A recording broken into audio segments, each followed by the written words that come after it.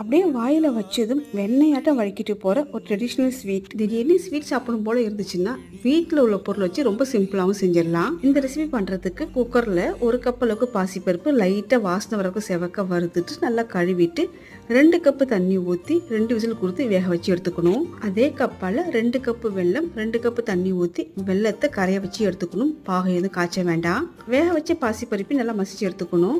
கடையில் 1 டீஸ்பூன் நெய், 1/4 கப்பு ரவை, 1/4 கப்பு தேங்காய் துருவல் சேர்த்துட்டு வாசனை வர அளவுக்கு வறுத்துக்கணும். வேக வச்சு மசிச்ச பாசிப்பருப்பை தண்ணியோடு சேர்க்கும் போது ரவை நல்லா வெந்து வரும்.